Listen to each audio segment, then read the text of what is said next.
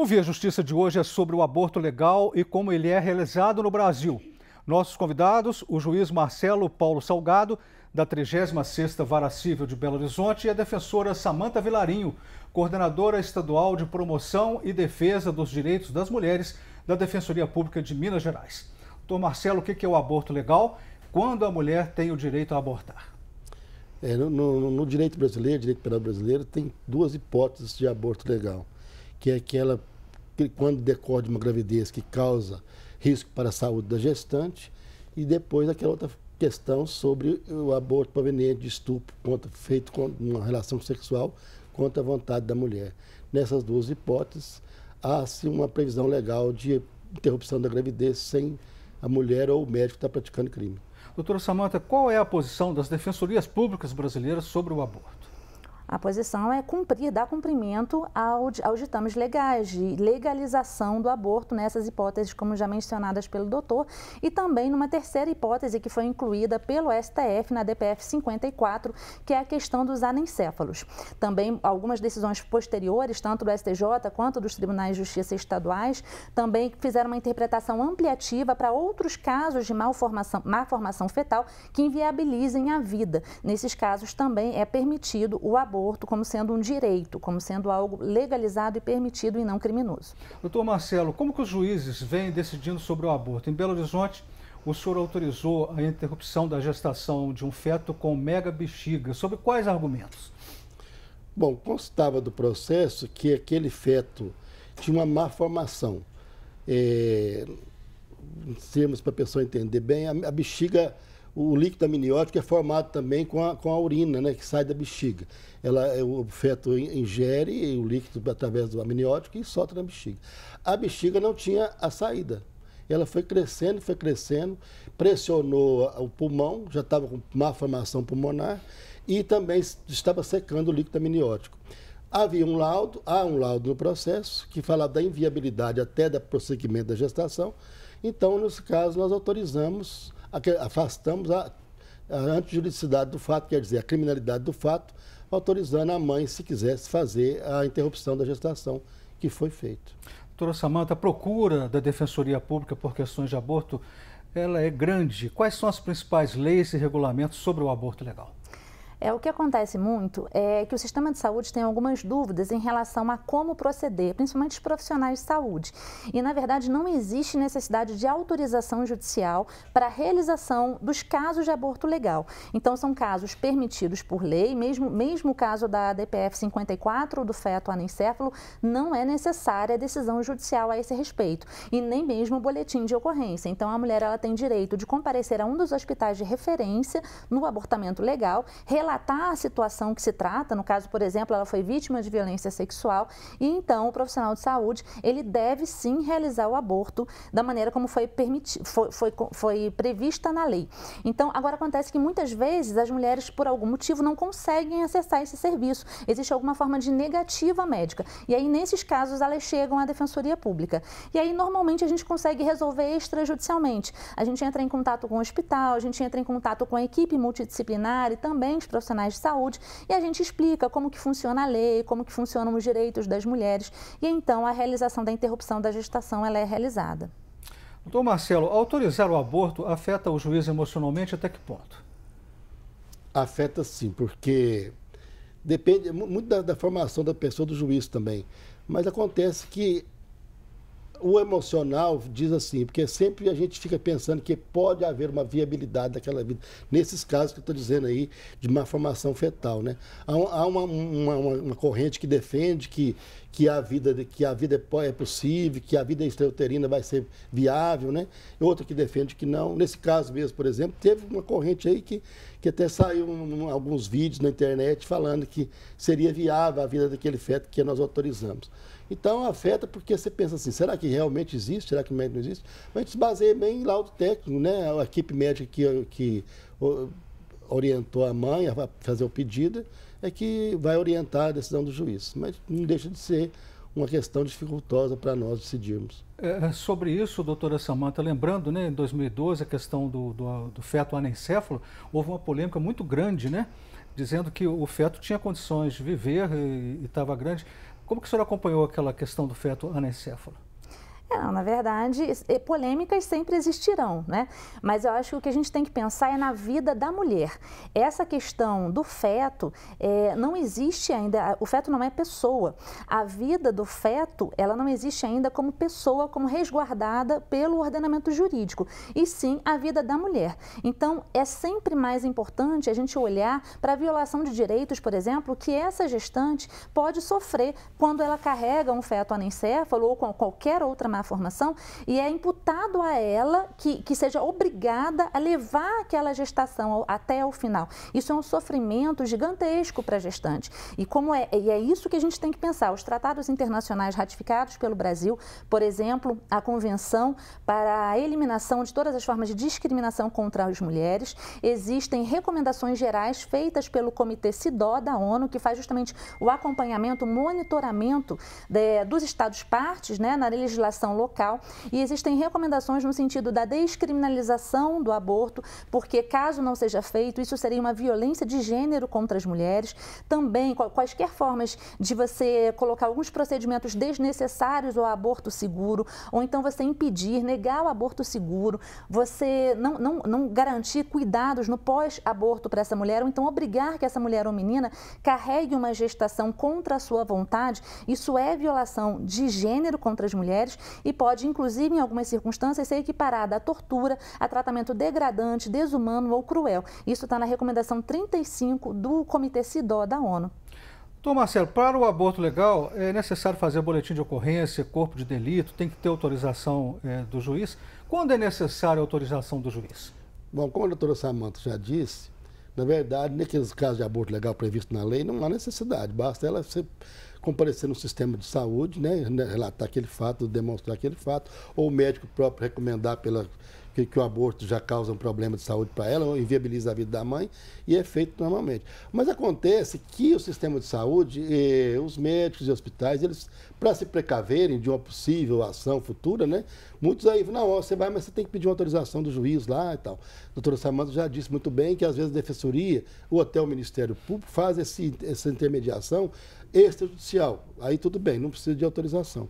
Mas quando há uma dúvida aí, o hospital tem dúvida, o médico tem dúvida, ou quer se precaver de possível ação futura, pede-se autorização judicial. No caso dos anenceflos, por exemplo, que ocorre muito, esse caso da mega bexiga que ocorreu aqui em Belo Horizonte, que eu pesquisei, eu encontrei só um outro caso em Mato Grosso, que teve um caso semelhante, então houve essa necessidade de pedir autorização para que o médico e o próprio hospital de saúde se precavessem de uma futura ação aí, né?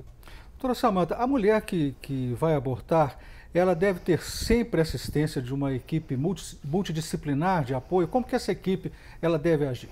Sim, é muito importante. É muito importante até para que as informações sejam passadas para essa mulher de forma qualificada e que seja permitido que ela tenha autonomia e autodeterminação na escolha do melhor procedimento para a vida dela, né? Da melhor conduta da vida dela. Então, por exemplo, vai ter efeitos psicológicos, seja na escolha, na determinação, na opção pelo aborto ou não.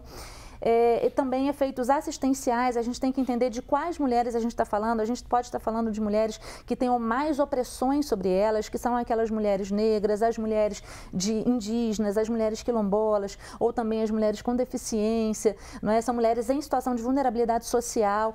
Então, dependendo de quem seja a mulher que nós estejamos falando, ela vai ter mais consequências, mais necessidades assistenciais por se tratar de um grupo hipervulnerabilizado. Vamos falar um pouquinho de história, doutor Marcelo. Quando que o aborto surgiu no ordenamento jurídico brasileiro? O que dizem a doutrina e a jurisprudência? Qual a corrente que prepondera? Bom, o aborto, desde que a civilização ocorre aborto, mas previsão na lei, o Código de 1940 já vinha essa previsão. 80 anos, de 80 anos, de 1940. Depois teve a reforma de 84, que também continuou prevendo. Mas antes já havia essa possibilidade no caso de risco de vida da saúde da mãe. Então é antiga essa previsão. Na verdade, a gente fala assim, é um aborto. O que na verdade, a lei prevê, na verdade, para a pessoa entender bem? Olha, fazer um aborto, matar alguém, ou feto, até o nascituro, seria crime. Então há casos em que a lei permite o afastamento de caracterização do crime para permitir a interrupção da gravidez. Na verdade, é essa questão de fundo, né?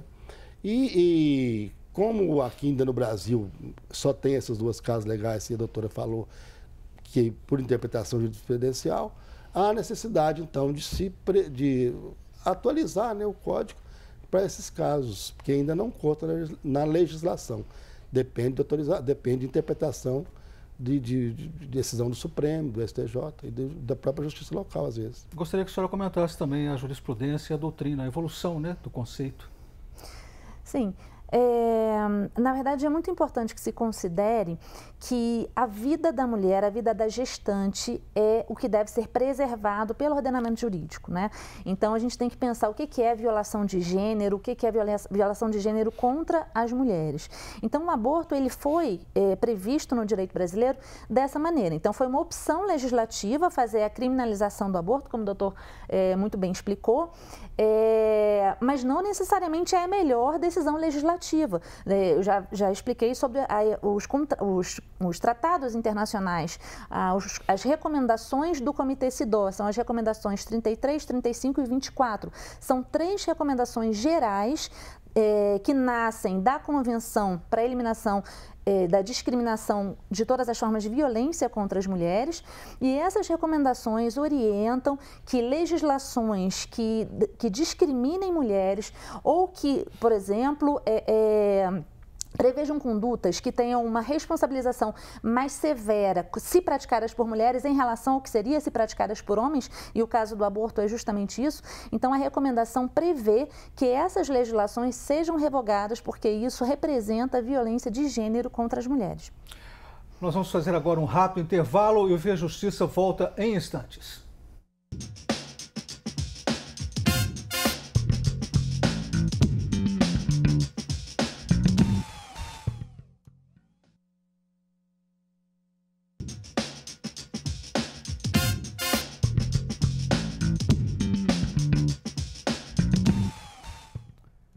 Estamos de volta com o Via Justiça, hoje sobre o aborto legal. Participam do programa o juiz Marcelo Paulo Salgado, da 36ª Vara Cível de Belo Horizonte, e a defensora Samanta Vilarinho, coordenadora estadual de promoção e defesa dos direitos das mulheres da Defensoria Pública de Minas Gerais. Doutor Marcelo, o Brasil está entre os países com legislações mais restritivas sobre o aborto. Como o aborto é tratado em outros países? Eu não poderia dizer assim, de todos os países como é que é tratado. Eu acho que o Brasil não é o mais restritivo, não. É lógico que tem países mais adiantados que são outras hipóteses de aborto previstas, né, que se autoriza. A gente sabe, por exemplo, que na Alemanha há uma possibilidade maior, os Estados Unidos são por estados, né, alguns estados permitem, outros não. Mas no Brasil, nós estamos avançando no seguinte sentido que a doutora Samanta comentou no bloco passado. Olha, nós temos 2 hipóteses legais. E tem outras hipóteses que, por autorização judicial, por interpretação legislativa. Então, eu acho que a gente está avançando nesse ordenamento para permitir que se faça interrupção de gravidez em outros casos que preserve a saúde da mãe, que preserve o interesse da comunidade, da sociedade, mas que preserve, que conjugue também o interesse do nascituro. Essa questão é uma questão muito complexa para a gente se falar assim, qual que seria a viabilidade e qual que não seria. Mas eu acho que o Brasil, pelo que eu tenho estudado, não está muito tão restritivo, não. São poucos países que há uma maior liberalidade, mas que também já teve problema reflexo. Na Holanda, por exemplo, teve um problema reflexo grande dessa autorização indiscriminada de interrupção de gravidez, que parece que já está retraindo um pouco. A senhora gostaria de comentar sobre isso, doutora Samanta, em relação ao Brasil e ao mundo? Não, eu acho que a comparação é um pouco isso. A gente tem que pensar que o Brasil ele pode ainda caminhar para melhorar a nossa legislação, mas mais do que melhorar a legislação, a gente precisa que esses direitos que já foram consagrados por lei sejam efetivados na prática. A gente sabe que no Brasil existem pouquíssimos hospitais de referência, as mulheres têm o direito, mas elas não conseguem chegar até os locais. A gente sabe que existem os hospitais de referência, eles são localizados em cerca de 200 municípios brasileiros e sempre nos centros urbanos. Existe um levantamento que de 2013 até 2015, dos 68 serviços disponíveis, apenas 37 realizavam abortamento legal em razão do crime de estupro. E a gente sabe também que, por exemplo, falando do estupro com violência presumida, que é contra crianças e adolescentes, a gente sabe que também que em Minas Gerais, cerca de quase 15 mil meninas se transformaram em mães com menos de 14 anos. Quer dizer, então a gente percebe que os serviços de abortamento, eles não chegam nem a 10% dos casos do que seriam realmente necessários. Isso faz com que as mulheres que precisariam ter acesso à saúde em questões de urgência precisem se deslocar pelos territórios nacionais. Mesmo assim, os principais existem na região sudeste e nordeste, e justamente para terem direito, para terem resguardado um direito que já é consagrado pela lei. Então, acho que a gente não tem que falar tanto em legislação e sim em efetividade dos direitos que já existem resguardados. Doutor Marcelo, como pedir o aborto na justiça? Até quantas semanas de gestação o aborto é permitido? Não, nós não temos uma regra dizendo, ó, só pode pedir até tanto. Quando pedir, assim que a mãe constatar que aquela gestação lhe pode causar um risco para a sua própria saúde, né, da saúde da mulher, ela pode pedir. Então, logo ela tem uma constatação de que a gestação vai lhe trazer risco para a sua própria saúde, né, houver risco para a mulher. No caso de estupro, também não há um prazo determinado. O que se exige, o mínimo que as clínicas os casos de saúde exigem, é que a pessoa tenha registrado pelo menos um boletim de ocorrência, ou pelo menos narrado para alguém que houve um estupro, né? Porque ela tem que narrar o estupro logo lá no ato do estupro. Porque às vezes a mãe chega lá no 6º mês de gestação para dizer que foi estuprada 6 meses atrás. Há uma polêmica aí das casas de saúde ou médico questionar essa declaração de que houve estupro. Então, assim que a mulher teve esse problema do estupro, que pode se narrar para alguém, pode se registrar o fato, para que, se houver uma gravidez depois, se peça a interrupção da gravidez. Então, não há uma data limite para se pedir na justiça essa interrupção de gestação. Desde que haja uma comprovação de que aquela gestação causa risco à saúde da mulher ou que foi decorrente de estupro, pode se pedir. Doutora Samanta, a senhora falou no bloco anterior sobre a gravidez, né, de meninas com menos de 14 anos. É considerado estupro? Mesmo Sim. sem ser estupro? É estupro. É estupro. É estupro porque a violência, ela não precisa ser feita, a violência necessariamente. Ela é presumida para todas as crianças e adolescentes com menos de 14 anos de idade. Ah, isso pela lei? Pela lei, pelo Código Penal. Então, porque a lei considera que menor de 14 anos não tem consentimento válido. Né? Então, por isso que a doutora Samanta está explicando. É estupro. Por quê? Porque aí o consentimento de menor de 14 anos é presumido que não houve consentimento. A lei presume que não houve consentimento quando é praticado sexo com menor de 14 anos. Qualquer hospital pode fazer o aborto ou a senhora falou hospitais de referência, ou só esses hospitais de referência que podem fazer? Qualquer hospital pode acolher, qualquer centro de saúde pode acolher essa mulher que está numa das situações que dá a ela o direito ao abortamento legal. Mas são hospitais que são referenciados, para isso é preciso que eles preencham determinados requisitos e aí então eles vão ser pactuados como hospitais para realizarem um abortamento legal. O médico tem que contar à polícia sobre o aborto legal, doutor Marcelo? Tem que relatar à polícia? Não tem que relatar à polícia. Ele pode fazer o aborto, vai registrando o prontuário, né? E se houver um questionamento, o prontuário está registrado que houve um abortamento em decorrência de que seria de estupro ou que seria autorizado judicialmente ou então que seria proveniente de uma gravidez que traria risco para a saúde da mulher. A quem recorrer quando esse direito é negado? Sim, a Defensoria Pública é sempre o primeiro local a se recorrer. Em relação a essa questão do profissional de saúde, a gente tem que fazer uma diferenciação da notificação compulsória e também da comunicação externa às autoridades. Ambos estão previstos na Lei 10.778 de 2003, sendo que a comunicação externa ela foi acrescida a essa lei pela Lei 13.931 de 2019. Ambas, elas existem no ordenamento jurídico brasileiro para preservar que aquelas pessoas que estão em situação de vulnerabilidade vulnerabilidade sejam encaminhadas à proteção social. E também para que esses fatos que são notificados, essas situações notificadas, elas ganhem visibilidade, para que então políticas públicas para a proteção desses grupos hipervulnerabilizados possam ser realizadas. Agora, existe uma diferenciação entre cada um dos dois. A notificação compulsória é simplesmente o preenchimento da ficha do SINAM, que é o Sistema de Informações de Agravos de Notificação. Já a comunicação às autoridades, aí seja o sistema de justiça, seja as autoridades policiais, é importante dizer que ele é permitido desde que exista o consentimento da mulher. Então, ela precisa assinar um termo concordando que essa comunicação seja feita. E caso isso não seja realizado, então o profissional de saúde poderá incorrer no crime de violação do sigilo funcional. Existe apenas uma exceção, que no caso de risco para a vítima ou para a sociedade, a juízo da autoridade sanitária, então, se houver o conhecimento prévio da vítima e também do responsável, aí então é possível que essa comunicação seja feita. Mas lembrando que essa possibilidade não pode ser feita caso exista algum prejuízo para a saúde dessa paciente, porque existe o princípio fundamental da bioética da não maleficência.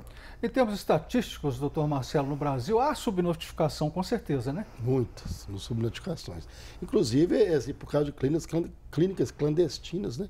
Que às vezes as pessoas recorrem sem ser a clínica de saúde pública oficial e aí não se notifica. E a doutora falou o seguinte, essas notificações são no âmbito médico, né? As casas de saúde, os profissionais de médicos, eles são obrigados a notificar esses casos, mas dependendo para o sistema de polícia, sistema de segurança, somente havendo autorização da mãe, né? Lembrando também que se houver a junção do prontuário médico ou então desse documento do SINAM na comunicação às autoridades policiais ou ao sistema de justiça, isso poderá inclusive incorrer, o médico, o profissional de saúde poderá incorrer em responsabilização civil, penal ou administrativa. E agora nós temos a Lei de Proteção de Dados, que também veda esses dados sensíveis, não podem ser compartilhados e nem fornecidos sem autorização da própria pessoa. Mas o médico pode se negar a fazer o aborto, né? Ou não? Sim, existe a objeção de consciência, mas ela não é permitida de forma liberada. Apenas ela é permitida naqueles casos em que não existir, que a objeção de consciência desse médico, dessa médica, não colocar em risco a vida dessa gestante. E também esse atraso, né, até que outro profissional de saúde realize o aborto legal, esse atraso também não prejudique a saúde dela. E também isso é pessoal, isso é individual de cada profissional de saúde, não pode ser, por exemplo, de forma institucional, de um hospital ou de um centro de saúde que não queira, por exemplo, realizar o abortamento legal. Doutor Marcelo, o processo, né, do direito ao aborto, ele acontece em segredo de justiça, sob segredo de justiça? Esse processo tramita em segredo de justiça, né? A pessoa faz o pedido, ou a defensoria faz pela pessoa que quer fazer o aborto, colhe-se ali o parecer do Ministério Público e em seguida o juiz já resolve o processo e fica em segredo de justiça. Só fornecimento de dados somente com autorização da pessoa, da própria pessoa que pode ter acesso ao processo. Outras pessoas não podem ter acesso. Estamos chegando ao final do programa, vamos partir agora para as considerações finais. Doutora Samantha. Eu queria falar em relação ao que o doutor comentou há pouco, em relação à polêmica que existe no caso de vítimas de estupro, no sentido da realização ou não do boletim de ocorrência. De fato, muitos médicos, muitas médicas exigem a realização do boletim de ocorrência, mas não é o melhor entendimento, porque a mulher é que vai dizer se ela quer que exista um processo criminal, que exista uma investigação policial em relação àquele crime que ela sofreu ou não. Isso é uma vontade exclusiva da mulher. Então, quando a mulher descobre, por exemplo, que ela está grávida em razão de um estupro que aconteceu 6 meses antes, mesmo que ela não tenha registrado esse boletim de ocorrência, ela tem direito de, com a palavra dela, ter validade para o médico, para que ela não tenha que realizar esse boletim de ocorrência. Muitos casos que a Defensoria Pública recebe aqui em Belo Horizonte, por exemplo, são justamente isso. A mulher ela não registrou porque foi um trauma na vida dela, ela não quis registrar, ela não quis que ninguém soubesse daquele fato e ela não imaginava que ela poderia vir a ficar grávida em relação daquele fato criminoso que ela sofreu. E aí, então, os meses passam, ela descobre a gravidez, vai até o hospital de referência e aí eles perguntam, mas cadê o boletim de ocorrência? E ela não fez, então ela vai vai à delegacia para realizar. Mas muitas vezes o trauma apaga a data, apaga o dia, apaga detalhes sobre quando aconteceu aquele fato. E aí, no exame médico, vão dizer que a idade gestacional não faz jus, né? não está adequada em relação à data do fato criminoso, e aí eles negam o atendimento dessa mulher. A mulher vem até a defensoria, a gente precisa entrar em contato com a instituição de saúde.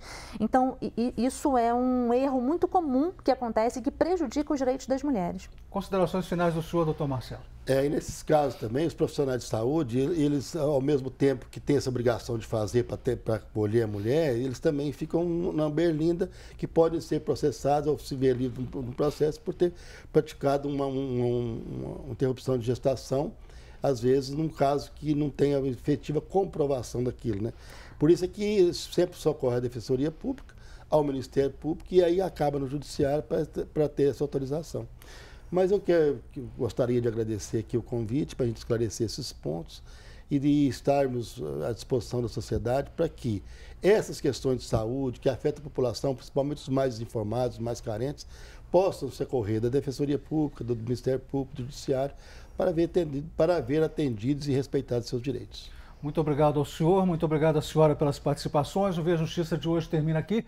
Nós conversamos com o juiz Marcelo Salgado e com a defensora pública Samanta Vilarinho. Nosso e-mail para contato, veajustiça@amages.com.br, e nos acompanhe também pelas redes sociais da Amages.